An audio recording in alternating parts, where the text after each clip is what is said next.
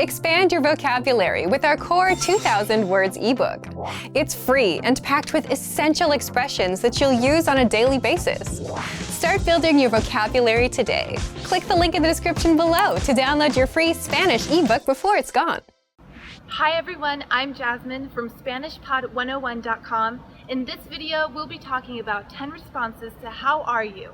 We're at the La Brea Tar Pits in Los Angeles, California. Let's begin. Estoy bien. I'm fine. This is a common way to answer ¿Cómo estás? How are you? Estoy means I am, and bien means fine. So it literally means I am fine. When someone asks you ¿Cómo estás? If you feel alright, you say Estoy bien. You could also say Estoy muy bien to give more emphasis, which means very good or very well. You can also add one extra word, gracias, meaning thanks, and estoy bien, gracias. It means I'm fine, thank you. ¿Cómo estás? How are you? When someone asks you ¿Cómo estás? Meaning how are you? You can use the same question to answer back. For example, you can say estoy bien, ¿cómo estás? It means I'm fine, how are you? ¿Cómo means how, and estás means are you. This is the informal way to ask how are you, so use it in an informal setting only.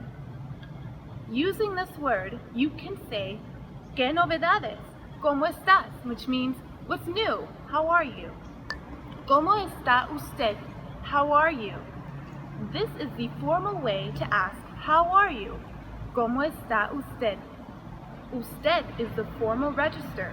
So if someone asks you, ¿Cómo está usted? Politely make sure to answer back using this expression. For example, muy bien, ¿cómo está usted? Meaning, I'm very good, how are you? ¿Y usted? And you? If you don't want to repeat the question, this is the best way to respond. For example, if you feel good, you can say, Yo estoy bien, ¿y usted? It means I'm well and you, ma'am, or I'm well and you, sir. This has the formal register usted, so it's a formal expression. Más o menos, more or less. When you're not doing so good, but just okay as usual, you use this expression. Más o menos, it means more or less.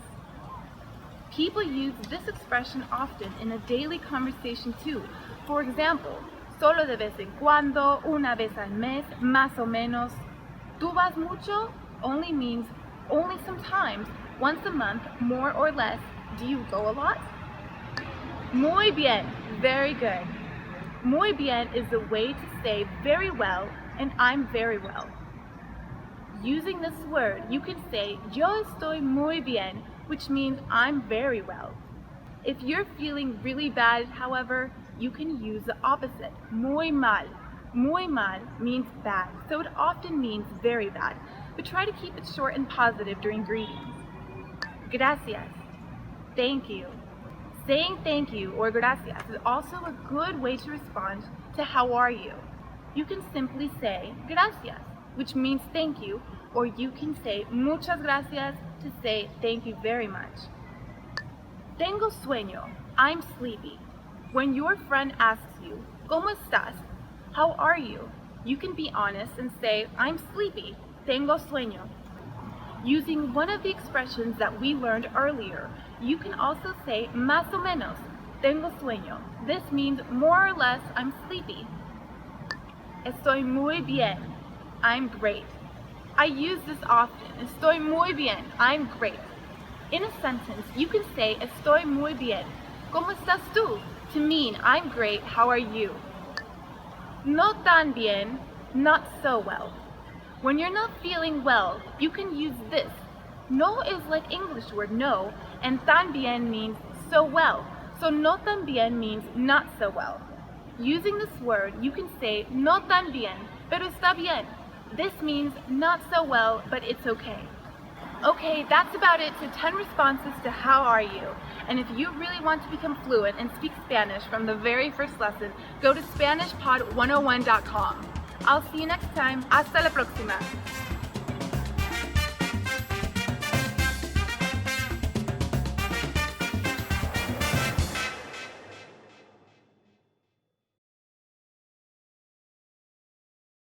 Hi everyone, I'm Jasmine from SpanishPod101.com.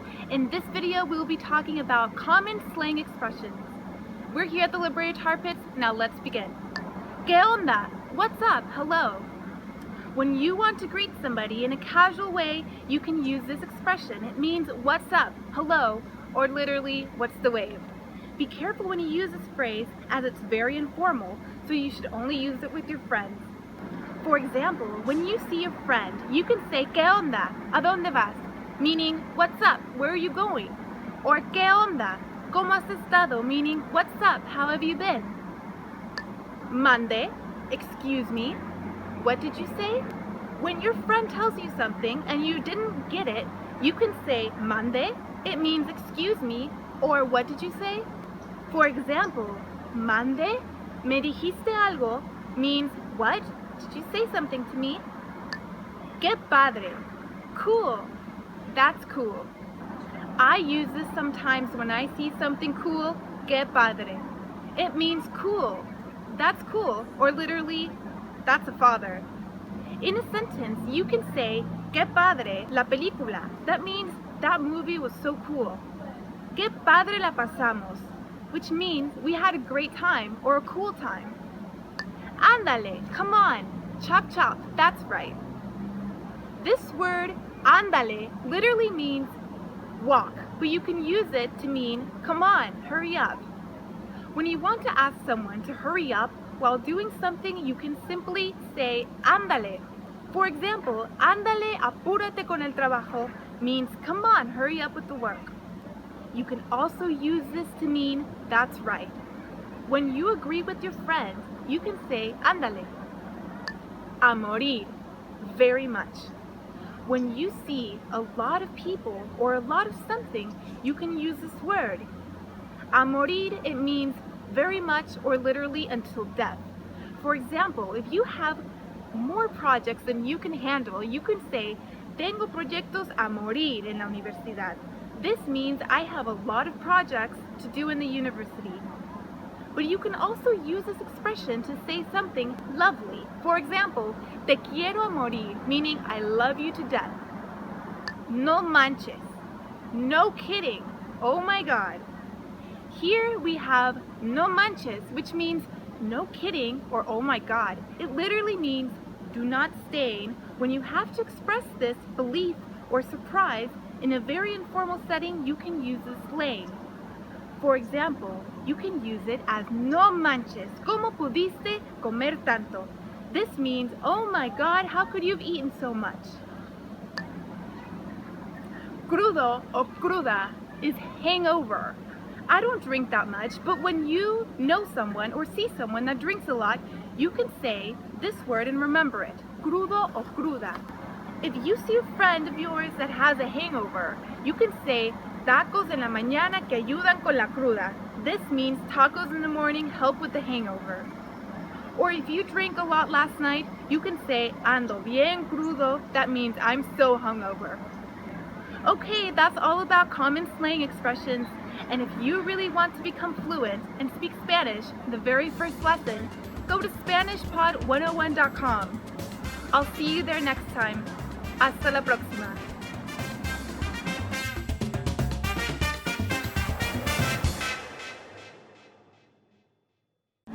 Hi everyone, I'm Jasmine from SpanishPod101.com. In this video, we'll be talking about top 5 phrases to make you sound like a pro.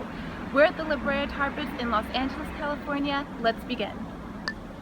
Pilar con las manos en la masa, to catch someone red-handed. When you find somebody doing something she or he shouldn't be doing, you can use this expression. When people hide something, you can use the expression pilar con las manos en la masa to mean to catch someone red-handed. Literally means to catch someone with their hands in the dough. Using this word, you can say los pilé con las manos en la masa, copiando en el examen. I caught them red-handed cheating on the exam.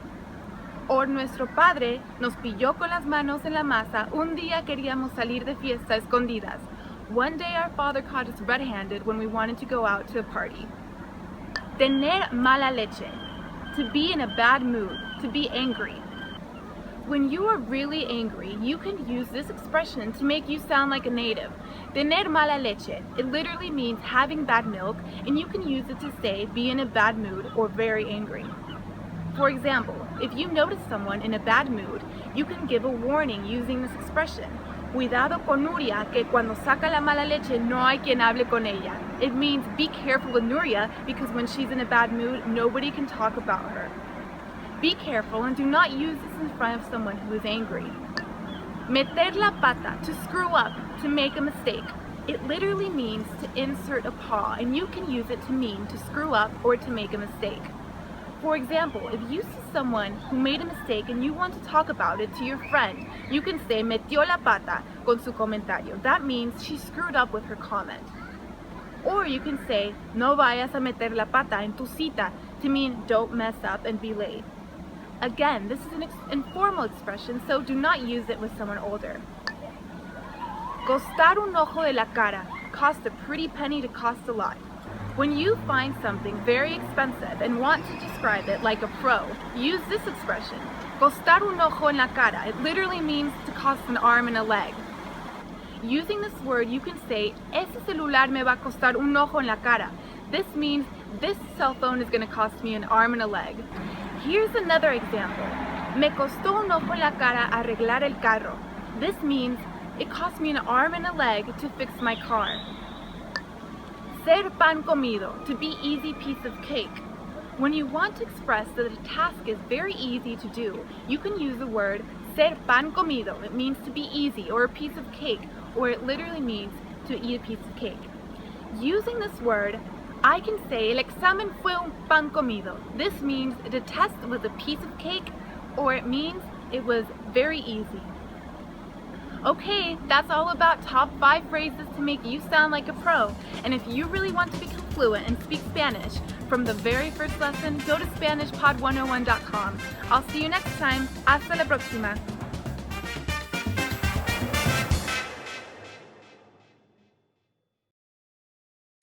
Hi everyone, I'm Jasmine from SpanishPod101.com. In this video, we'll be talking about top 5 phrases your teacher won't tell you. We're here at the La Brea Tar Pits. Let's begin. ¿Qué rollo? What's up? Hello. When you want to greet people informally, you can use this expression. ¿Qué rollo? It literally means what's up. The word rollo literally means roll, but when it's used to greet people, it's like the English expression what's up. Be careful when you use this word. If you use it in a formal situation, you might offend another person. Literally means what role. If you use it in a formal encounter or with an older person, they might get offended. Using this word, you can say hola, ¿qué tal? ¿Cómo estás? ¿Qué rollo? Which means hello, what's up? How are you? ¿Qué rollo con tu vida? It means what's up with your life. Ser uña y mugre, to be close friends, to always be together. This word literally means to be nail and grime. You can translate it to be close friends or to always be together. It's like the English expression, thick as thieves. When you describe your very good friend with whom you spend a lot of time with, you can use this expression. Using the word, you can say, mis primos son uña y mugre, which means my cousins and I are thick as thieves. Or you can say, cuando era una chica, mi mejor amiga y yo éramos como una mugre y uña. This means when I was young, my best friend and I were really tight. Te pasas, you have crossed the line. You are too much. Te pasas literally means you passed the line, or you are too much. You've crossed the line. When you want to tell someone that you're surprised or you can't believe what they've done, you can just say, te pasas. It's very informal expression, so don't use it unless you're very close to the person. Using this word to say te pasas, no debiste haber hecho eso. This means you've crossed the line, you shouldn't have done that.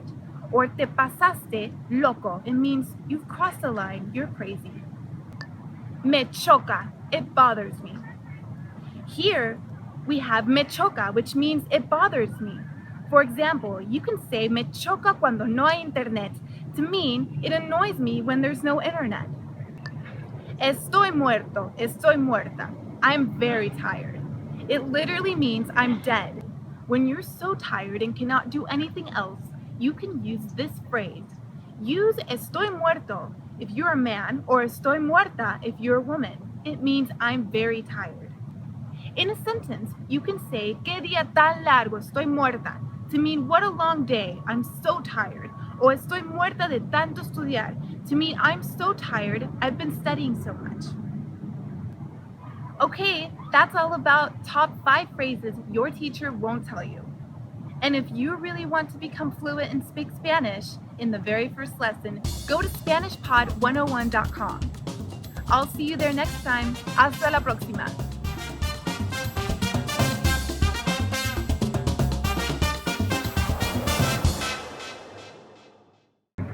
Hi everyone, I'm Jasmine from SpanishPod101.com. In this video, we'll be talking about top 15 favorite words chosen by our fans. We're here at the La Brea Tar Pits. Let's begin. Amigo means friend.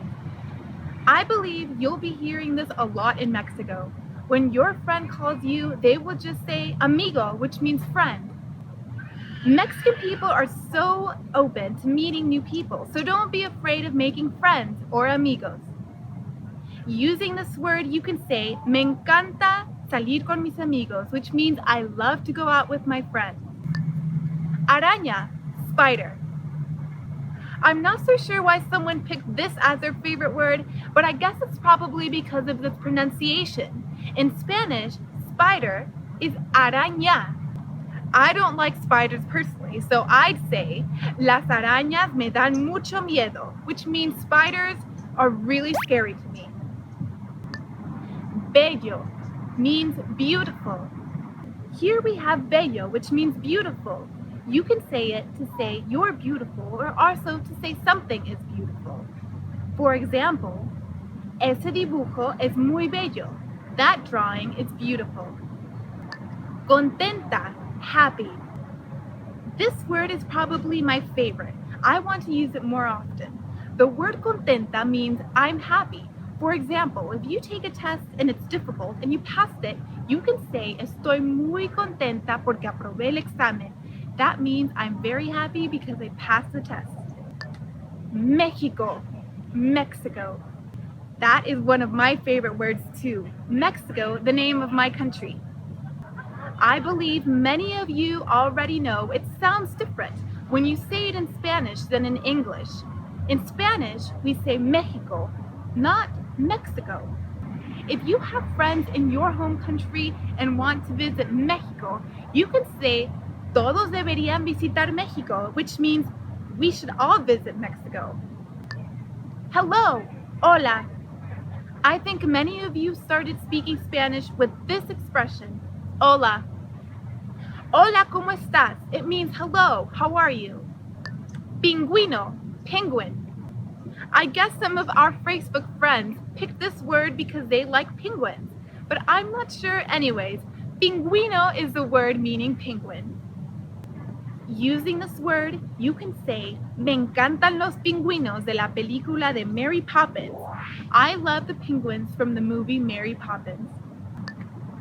Primavera, spring. That's my favorite season, spring or primavera. Me encanta cuando las flores florecen en la primavera, which means I love when the flowers bloom in spring. Saludable, healthy. I think it's one of the important words that I need to keep in mind, healthy or saludable. You can use this word as in comer una hamburguesa todos los días no es saludable. This means eating a hamburger every day is not very healthy. Helado, ice cream. I don't like sweets in general, but I do love ice cream. In Spanish, ice cream is helado. In a sentence, you can say, mi helado preferido es el de vainilla. That means my favorite ice cream is vanilla. Izquierda, to the left. Unlike English, you can say to the left in just one word, izquierda. It's not very easy to say when you try it the first time, but izquierda. You can use it when giving directions. For example, para llegar al restaurante, que girar a la izquierda. It means to get to the restaurant, you have to turn left. Amor, Love. Love, love, love. I believe many of our Facebook fans love this word. In Spanish, it's amor. For example, you can say, ¿Es el amor lo más importante para ti? Meaning, is love the most important thing for you? Fiesta, meaning party.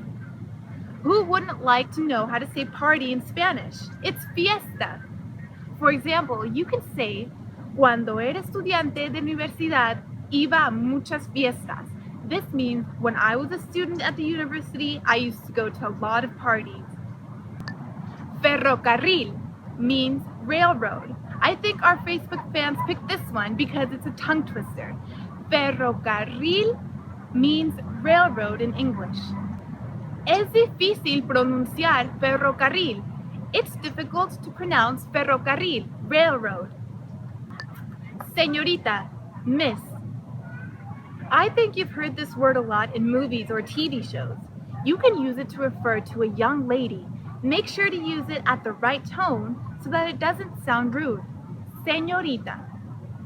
In a sentence, you can say, Esa señorita baila muy bien el flamenco. That means that young lady dances flamenco very well.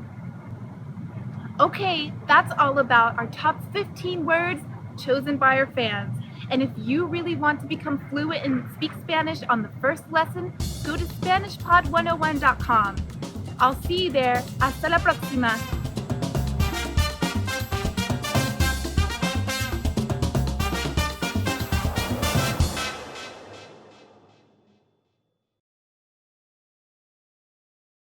Correct. Welcome to Mexican Spanish. Hi guys, I'm Alex and welcome to Mexican Top Words.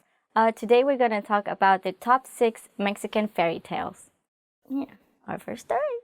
La Virgen de Guadalupe, the Virgin of Guadalupe. So our first fairy tale is La Virgen de Guadalupe, the Virgin of Guadalupe. La Virgen María es mejor conocida como la Virgen de Guadalupe en México. The Virgin Mary is mainly known as the Virgin of Guadalupe in Mexico. This story is about a native Mexican that sees the Virgin Mary on top of a hill. She tells him to collect roses and put them in his poncho and take them to a priest. When the man takes the roses to the priest, there is an imprint of the Virgin Mary on his poncho. The priest decides that this is a sign of a miracle and they decide to build a church near the town of Guadalupe in her honor. Yay! El Callejón del Beso, the Alley of the Kiss. Fairy tale number 2. El Callejón del Beso, the Alley of the Kiss. El Callejón del Beso está en Guanajuato. The Alley of the Kiss is in Guanajuato. So the story is that there was a girl and her dad did not let her go outside to get a boyfriend. But her boyfriend bought the house right in front of hers, and because they're so close together, they could actually kiss from the balcony. The dad found out, and when they were making out, he killed her. And the boyfriend was so sad that he committed suicide. La Llorona, the Crying Woman. Story number 3. La Llorona, the Crying Woman. My babies. Cada pueblo tiene su versión de La Llorona. Every town has its own version of the Crying Woman. This is a scary story. It's about a woman that gets mad at her children and she kills them, usually by drowning. And then she goes crazy and drowns herself. And people can hear her crying in the streets or by the river or the lake. People say that they hear her crying, Ay mis hijos, which means, oh my children. She is lamenting the loss of her children. Some people say because she cannot go to heaven until she finds them. Ay mis hijos. El alacrán de la cárcel de Durango. The scorpion of the prison of Durango. Story number 4. No, it's so difficult. Story number 4. El alacrán de la cárcel de Durango. The scorpion of the prison of Durango. El alacrán de la cárcel de Durango crecía con cada víctima que picaba. The scorpion of the prison of Durango grew with every victim it stung. Story time. Story. Story time. Let's play. Legend says that there was this prison in Durango, and whoever was put inside one particular cell died during the night, and they didn't know why. So one day, a prisoner volunteered to go into the cell because there was a deal that whoever figured out what was killing the prisoners would be set free. He got one candle and a set of matches and stayed the night. He discovered that there was a huge scorpion inside the cell that came out when it was very dark. He caught it with his hat and kept it there until morning, and he was set free. El Coco, the boogeyman. Story number 5. El Coco, the boogeyman. El Coco también es conocido como el cucuy. The boogeyman is also known as el cucuy. Yo le decía a mi hermana que el Coco iba a venir por ella. I would tell my sister that the boogeyman was gonna come for her. Story time. This story is mainly used by mothers to make their children go to sleep or behave. We even have a lullaby that says that if you don't go to sleep, the boogeyman is gonna come and eat you. More recent versions just say that he's gonna come and take you away. In the Spanish version, the boogeyman is not a man, but a creature that has a big sack and puts children inside it to eat them. Yeah. Popocatépetl e Itztachihuatl. Popocatépetl and Itztachihuatl. Story number 6. Popocatépetl y Itztachihuatl. Popocatépetl and Itztachihuatl. Popocatépetl e Itztachihuatl son el Romeo y Julieta de México. Popocatépetl and Itztachihuatl are the Mexican Romeo and Juliet. This is a romantic story about Itztachihuatl, an Aztec princess that is waiting for her boyfriend, Popocatépetl. But a jealous soldier tells her that he died in battle, and heartbroken, she dies. When Popocatépetl comes back, he finds that she is dead. So he takes her body and goes out into a valley. She lays her on the ground and he kneels beside her with a torch. It is said that their bodies became 2 volcanoes, and Popocatépetl is now the most active volcano in Mexico. Volcano. I can be a better volcano. Volcano. The end. Volcano. Death. Ugh. This was top 6 Mexican fairy tales. My favorite fairy tale is the one about the volcanoes. Let us know which one is your favorite fairy tale. Thank you for watching SpanishPod101.com. Don't forget to like and subscribe. See you around. Bye. For real. This.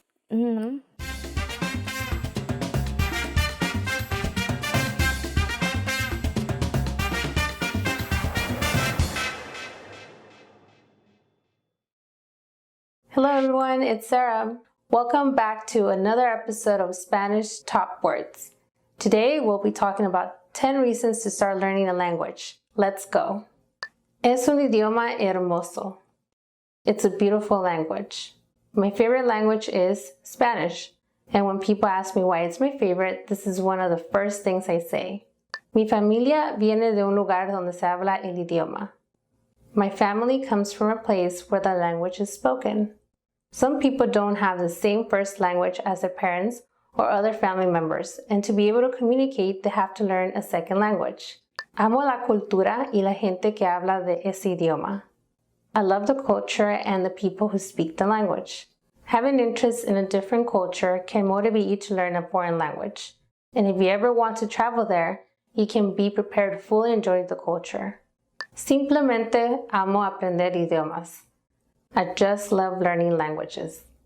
For some people, learning languages is easy and fun. They embrace their talent and enjoy learning as many languages as they can. El idioma me es útil en el trabajo. The language is useful for my job. Now, it's possible to find jobs in another country. Whether you go somewhere else or other people come to your job, you might not share the same first language, and learning each other's native languages can help improve communication. Vivo en un país en donde se habla el idioma. I live in a country that speaks the language. If you live in a foreign country, learning the local language is very beneficial. For example, it helps you gather deeper cultural information, such as knowing about good food in local restaurants without a multilingual menu or getting closer with the locals. Quiero abrir mis horizontes y volverme más internacional. I want to open my mind and become more international. Learning a language can open your mind to other cultures and can even help you experience living or studying in another country. Quiero entender mis canciones preferidas, películas y programas de televisión. I want to understand my favorite songs, movies, and TV shows. It's so easy to share videos and songs with the internet that you might like a singer or a show that is another language. If you learn the language, then you don't need subtitles for shows and movies and can enjoy songs in their original language. Me encanta viajar. I love traveling. If you love traveling, knowing the language of your destination will let you enjoy all the activities without the help of someone else. You can also talk to the local people to learn more about the place. Es parte de mis estudios universitarios. It's part of my university studies.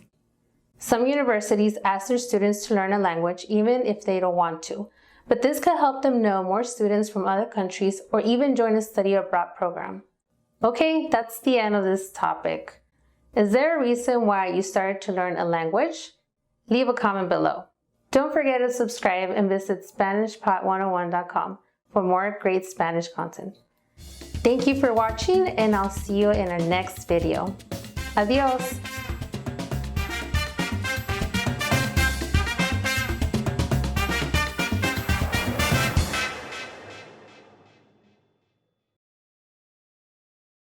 Hi everyone, I'm Sarah from SpanishPod101.com. In this video, we'll be talking about how to agree in Mexican Spanish like a boss. Let's begin. Eso es cierto. That's true. Sí, tienes razón. Yes, you're right. No podría estar más de acuerdo. I couldn't agree with you more. Eso es exactamente lo que siento. That's exactly how I feel. Exactamente. Exactly. No hay duda de eso. No doubt about it. Tienes un punto. You have a point there. Apenas iba a decir eso. I was just going to say that. Yo supongo. I guess so. Bueno, no estoy seguro. Well, I'm not sure. How was it? If you have any more questions, please leave a comment below. See you next time.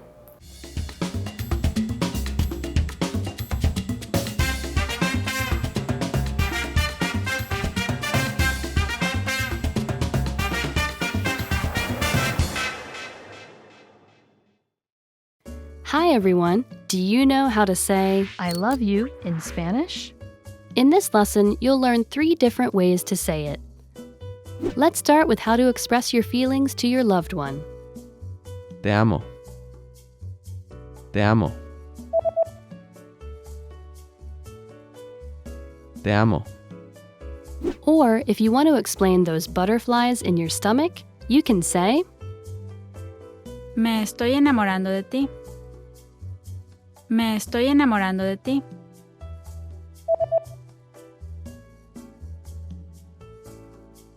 Me estoy enamorando de ti. And when you feel that I love you is not enough, you can say Las palabras no pueden describir mi amor por ti. Las palabras no pueden describir mi amor por ti.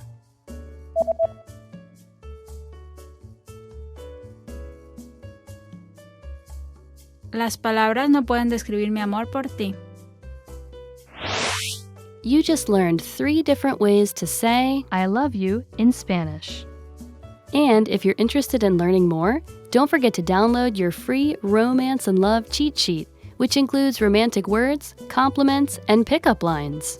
Check out the description below and go to SpanishPod101.com now. See you next time! Hi everyone! Do you know the 1,000 most useful phrases in Spanish? In this lesson, you'll be able to know all of them, so sit back, relax, and have a cup of tea as you listen and learn. ¿Dónde está el baño? Disculpe. Impresionante. Tengo una reservación. ¿Cuánto cuesta esto? ¿Qué es esto? Gracias. ¿En serio? ¿Podría darme un descuento? ¿El wifi es gratis? ¿Me puedo probar esto?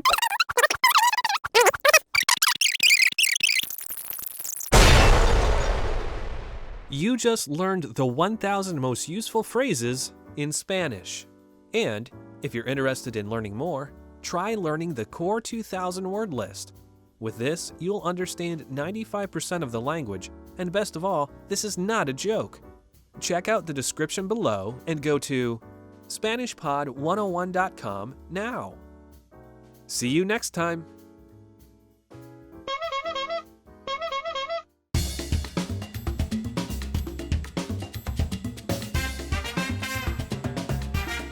Hi, welcome to Introduction to Spanish. My name is Alicia, and I'm joined by... Hi everyone, I'm Leah. In this lesson, you'll learn the basics of Spanish writing. Just like English, Spanish uses Roman letters in its writing. Unlike English, the Spanish alphabet has one additional letter called ñ, which appears after the letter N and before the letter O. This letter looks like a regular N, but with a tilde on top. It sounds like a combination between an N and a Y sound, like in the word canyon. Ñ. Español. Niño. Mañana. Other than this one extra letter, the Spanish alphabet is essentially written the same as the English alphabet. For the most part, punctuation in Spanish is similar to English. A period marks the end of a sentence, and a comma indicates a pause. Exclamation and question marks, however, are a different story. In English, we place an exclamation mark at the end of a sentence to denote that it's exclamatory. We do the same thing for question marks to denote that the sentence is a question. In Spanish, however, exclamation marks and question marks must be placed at the end and at the beginning of the exclamatory phrase or question. Hola. Hola? The inverted marks must be placed whenever a new exclamatory or question phrase is formed, even if it is within the same sentence. Hola y buenas noches. Notice how this only applies to the phrase and not to the entire sentence itself. Juan, ¿a dónde vas? On the other hand, the ending marks still go at the end of the sentence, regardless of whether the words are part of the question or not. ¿A dónde vas, Juan? To indicate a sentence that is both a question and an exclamation, use both marks. Ensure that you're being consistent with which marks go on the inside and which go on the outside. ¿Y tú quién te crees que eres? ¿Y tú quién te crees que eres? Compared to English, Spanish doesn't capitalize as many words as English does. Let's go over a few cases where English capitalizes words when Spanish does not. The days of the week and the months of the year are not capitalized in Spanish. For example, Hoy es jueves 23 de octubre. seasons of the year are also not capitalized. El invierno se acerca. Personal titles are not capitalized unless they are abbreviations. Señor, señorita, doctor. Titles, such as those of a movie or book, capitalize the first word only. Every other word in the title is written in lowercase. Harry Potter y la piedra filosofal. Names of countries and cities are capitalized, but names of languages are not. Reino Unido. Estados Unidos. Hablo inglés. Finally, we come to the Spanish accent mark. Spanish uses a mark called the acute accent. It looks like a diagonal line which starts from the bottom left and rises towards the upper right. This accent mark appears above the letter. More specifically, accents will only appear over the 5 vowels in Spanish. The Spanish accent is used to indicate that the syllable which has the accent must be stressed. So always stress the syllable which has the accent. Médico. Compró. Some words are spelled the same and sound the same, but have different meanings in Spanish. Él. Él. In these situations, the accent is used to differentiate the two words, so it's clear exactly which word we're referring to. Más. Más. Okay, so we've covered the main accent mark in Spanish, but what about these ones? Don't be fooled by the first example. Even though it might look like an accent, it's just the letter ñ in Spanish. The second example is an accent marker, and it's used to indicate that the U should be pronounced. This is because the letter U is usually silent when it comes after the letter G. Consider the following examples. Guerra. Guerrilla. Vergüenza. Pingüino. Notice how the U is silent in the first two examples, Guerra. Guerrilla. but pronounced in the last two. Vergüenza. Pingüino. Keep in mind, though, that this accent only occurs in a few words that have the letters G and U together. In this lesson, you learned that Spanish uses Roman letters like English, with one additional letter. Exclamation and question marks appear inverted at the beginning of the phrase and upright at the end of the sentence. Days, months, and seasons aren't capitalized in Spanish, and the acute accent is used in Spanish mainly to indicate stress. In the next lesson, you'll be entering Spanish Boot Camp, where you'll learn useful beginner phrases to get you speaking Spanish right away. See you in the next lesson. Bye! Bye.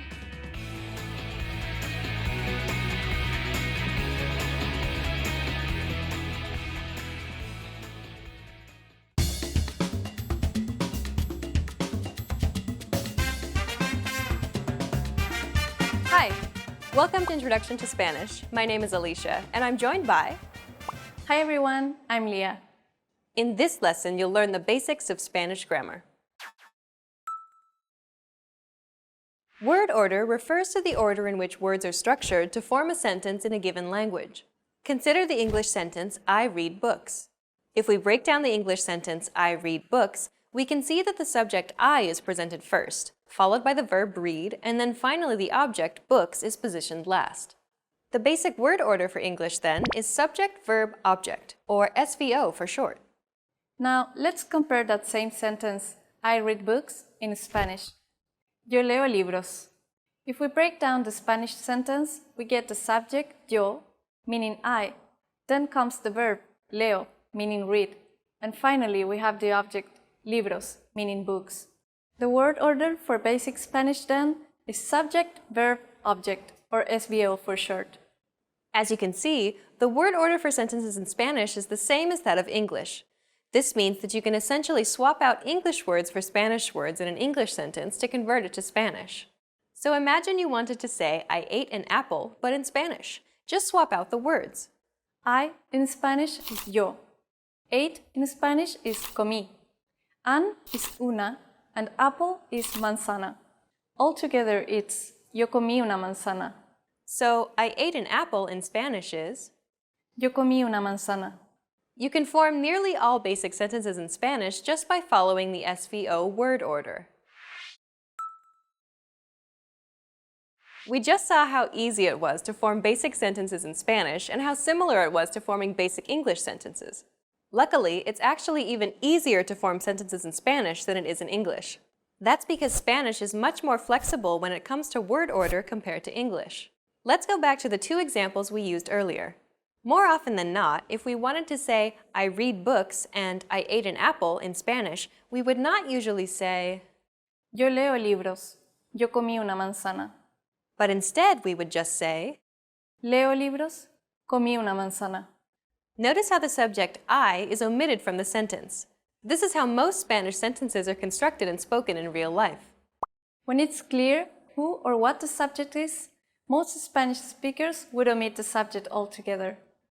Yo leo libros and yo comí una manzana would only be used if the subject is unclear or if you wanted to place a stronger emphasis on the subject, as if to say, I am the one who reads books, or I was the one who ate the apple.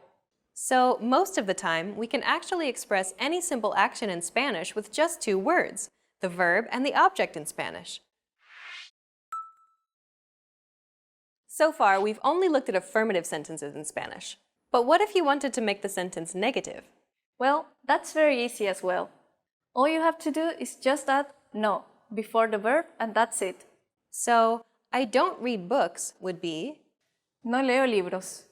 Same thing for I didn't eat an apple. Just add no before the verb. No comí una manzana. And that's all there is to it. Once again, it's much simpler to form questions in Spanish than it is in English. There's actually a variety of different methods of forming a question in Spanish. Let's go through some of them. Will seem a little strange if we ask our own selves a question in Spanish. So let's introduce a new subject. Let's go with Juan, a very typical Spanish name. So instead of I read books, we now have Juan reads books. Juan lee libros. The simplest way we can turn that statement into a question is by just raising our intonation at the end of the sentence. Juan lee libros? Meaning, does Juan read books? In conversation, we just need to raise the intonation at the end to express that it's a question. In writing, however, we have to include the question mark at the end, just like in English. But unlike English, questions in Spanish are marked with an inverted question mark at the beginning of the question as well. Juan lee libros? Another simple way we can turn a statement into a question is by adding a question tag at the end of a sentence. One question tag in English, for example, is right? Something something statement, right? It works in exactly the same way in Spanish. Juan lee libros, no? Juan reads books, doesn't he? The final way to make a sentence in Spanish is to actually switch the verb and the subject. So statements in Spanish would normally be SVO, but to formulate a question, it'll be VSO. The verb and subject are switched. ¿Lee Juan libros? Meaning, does Juan read books? All of these questions mean the same thing, but they're not completely identical. There are tiny nuances that go along with the method you use to formulate a question. The first and last examples appear to have exactly the same meaning, but Juan lee libros places a greater emphasis on Juan because the subject appears first in the sentence, as opposed to ¿Lee Juan libros?, where the emphasis is on the verb. As you can see, there are many ways to form basic questions in Spanish. In this lesson, you learned about the word order of Spanish, how to form affirmative and negative sentences, about the omission of the subject, and how to form questions. We've covered only the very basics of Spanish grammar. If you're interested in learning more, check out our Spanish in 3 Minutes video series. In that course, we teach you useful phrases while covering the fundamentals of Spanish grammar, and each lesson is only 3 minutes long. In the next lesson, we'll introduce you to the basics of Spanish writing. See you in the next lesson. Bye! Bye!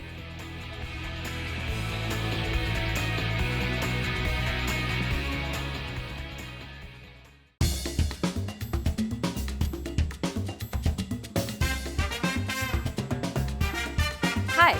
Welcome to Introduction to Spanish. My name is Alicia, and I'm joined by... Hi everyone, I'm Leah.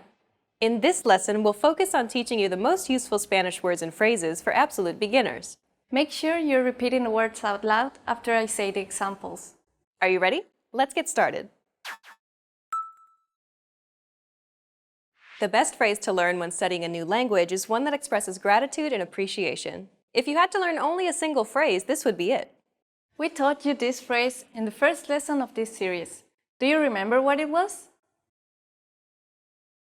Muchas gracias. And it means thank you very much. Muchas gracias. Keep repeating after Leah until you get it. Muchas gracias. Your turn. Muchas gracias. Muchas gracias. Okay, one last time. Muchas gracias. A phrase you would often hear in response to muchas gracias or thank you very much is de nada. De nada. It literally means of nothing, but it's used to say you're welcome. De nada. Your turn. De nada. Okay, one last time. De nada.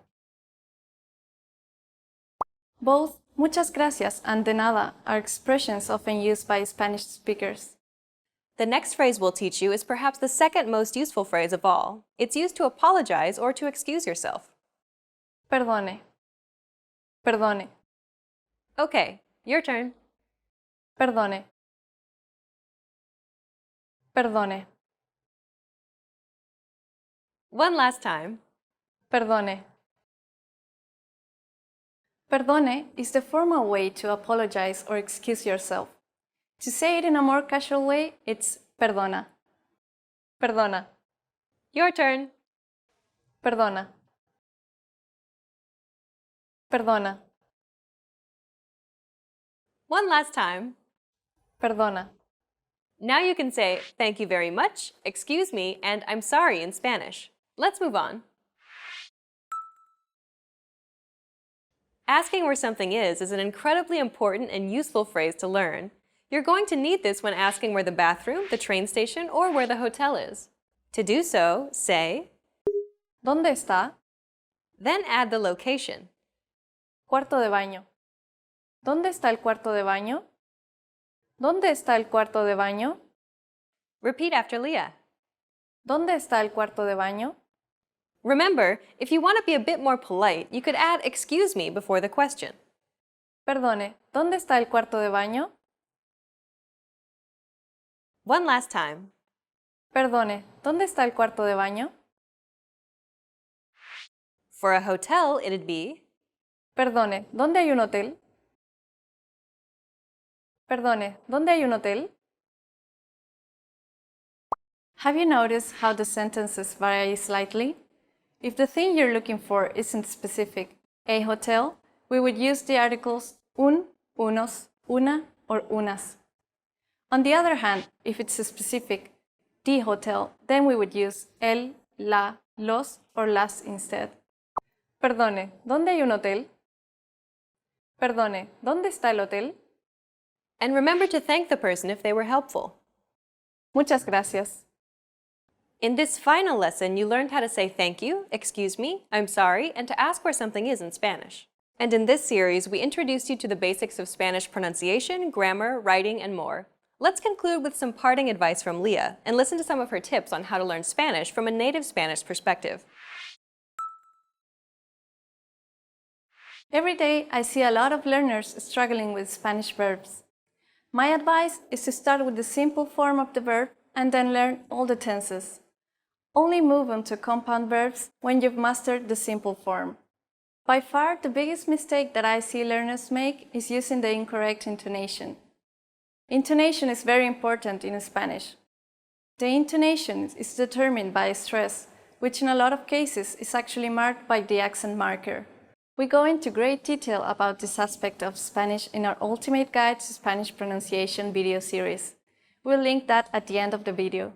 Get comfortable with stress patterns and accents in Spanish, and you'll avoid making this mistake. My last piece of advice is to watch contemporary videos, such as our videos here at SpanishPod101.com.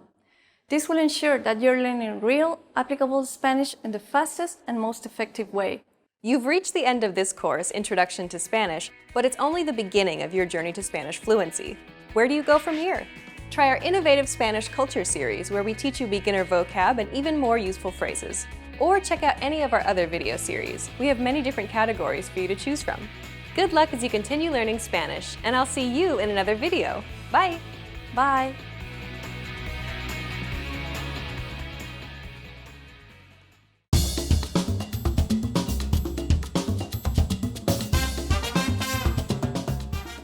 Hi!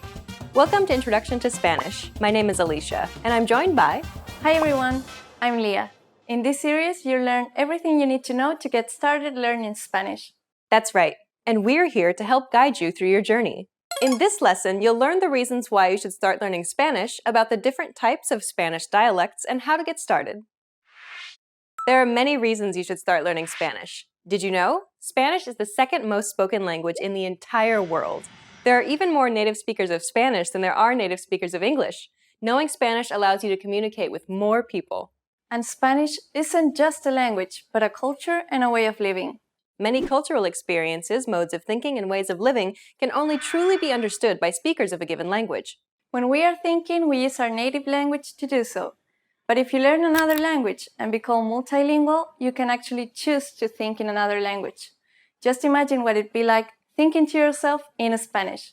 Things that are inherent in language, such as degrees of politeness or gender classes in everyday nouns, impact the way people in that culture interact with one another. Thinking in another language allows you to see why people in that culture do things the way that they do. Learning a new language then provides a new way for you to see life, and this ultimately helps you to grow as a person. If you like to travel, then you must know how important language is. This is particularly true for Spanish-speaking countries. Unlike many other countries around the world, the majority of people in most Spanish-speaking countries have a very poor ability to speak English. If you hope to interact with locals in most Spanish-speaking countries, it's crucial that you learn how to communicate in Spanish. And considering that Spanish is the second most spoken language in the world, you're missing out on a lot of what Spanish culture has to offer if you don't know how to speak Spanish. If you're eager to travel and see the world, learning Spanish may be the catalyst you need to kickstart your journey, and perhaps one day make that dream a reality. Did you know the Spanish spoken in Mexico isn't exactly the same as the Spanish spoken in Spain? Spanish is a super language that spans multiple continents. There are some differences in the language based on region, but these differences will only reveal themselves to you once you start learning Spanish. The beauty of it is that once you learn standard Spanish, you'll be able to understand any Spanish-speaking person, regardless of where they're from. Some dialects and accents, however, can be more easily understood than others. Mexican Spanish, Argentinian, and Spanish from Chile, for example, are generally easier to understand because they're spoken slower and words are pronounced more clearly. Interestingly, Argentinian Spanish has a big Italian influence, so there are many uses of Italian words in the language itself. This makes it easier for people who know Italian to learn and understand Argentinian. In this series, we'll teach you the most universal form called Standard Spanish, and this will ensure that you'll be able to communicate with Spanish speakers from all over the world. Learning a new language is just a matter of having a good learning method, practice, and time. Let's begin by teaching your first few words in Spanish. In reality, though, you most likely know some Spanish already. Everybody knows patio, hola, and fiesta. Let's teach you something that you might not know, but which is very useful. Muchas gracias. It means thank you very much. Muchas gracias. This is perhaps the most useful phrase to learn since it's used a lot in Spanish. Always answer muchas gracias to show your appreciation. Muchas gracias. Now you try. Muchas gracias. Muchas means many, and gracias means thanks. So the phrase muchas gracias literally means many thanks. Muchas gracias. Repeat after Leah. Muchas gracias. Keep repeating until you get it. Muchas gracias. Okay, one last time. Muchas gracias. Well done. Now you know how to say thank you in Spanish. We've covered a lot of things already, so why don't we wrap up the first lesson and recap what we've learned? In this lesson, you learned the benefits of studying Spanish, the different dialects in Spanish, and how to say thank you in Spanish. Muchas gracias. In the next lesson, we'll dive into Spanish pronunciation by taking a look at the sounds of Spanish, so be sure to watch the next video. See you in the next lesson. Bye! Bye!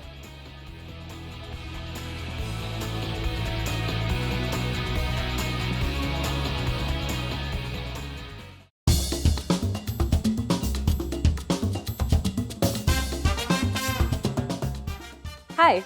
Welcome to Introduction to Spanish. My name is Alicia, and I'm joined by... Hi everyone, I'm Leah. In this lesson, you'll learn the basics of Spanish pronunciation. Spanish is a rich language that's decorated with a wide variety of accents and dialects. Since accents and dialects play a huge role in pronunciation, let's take a more detailed look at the different types of accents and dialects of Spanish from around the world.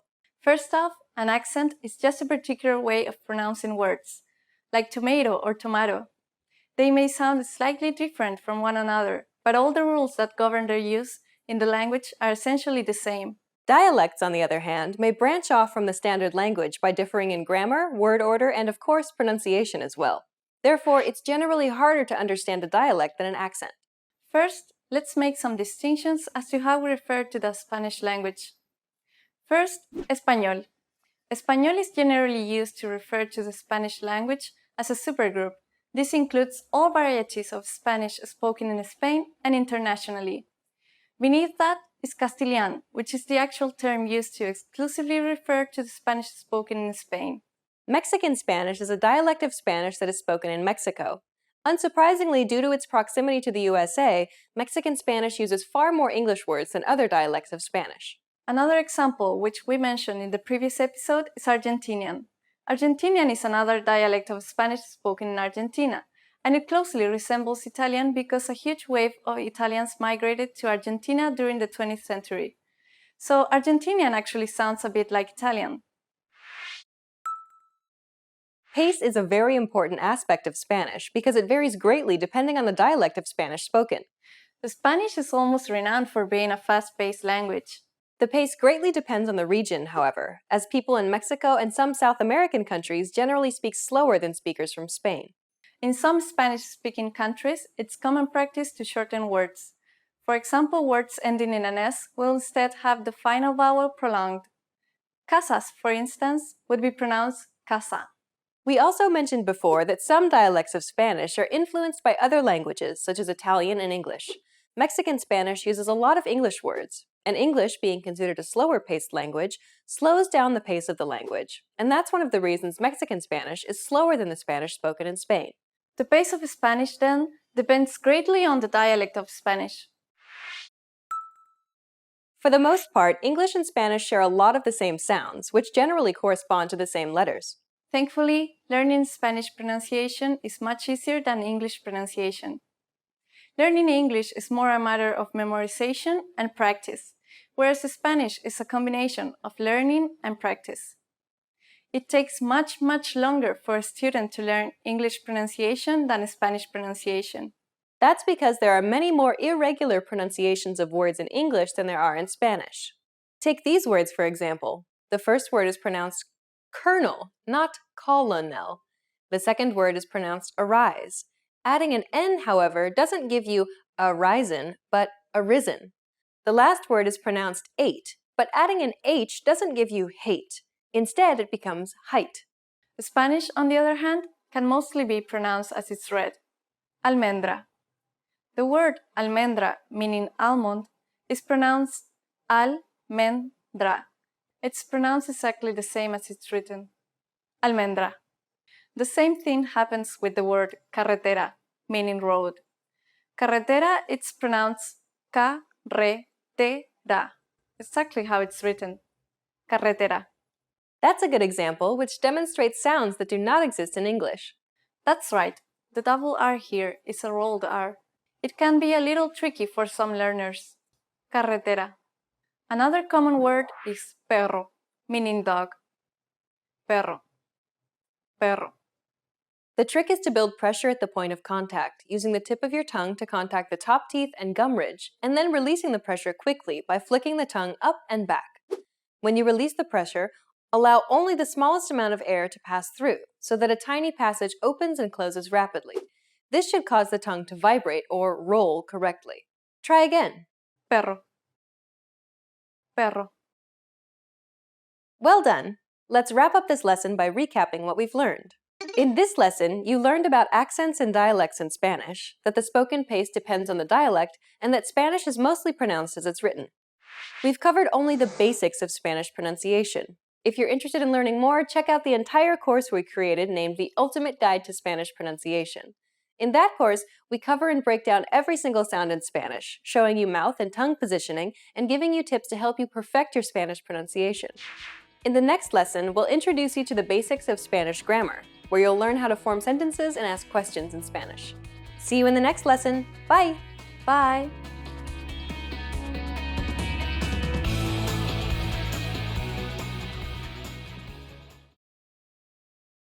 Expand your vocabulary with our Core 2000 Words ebook.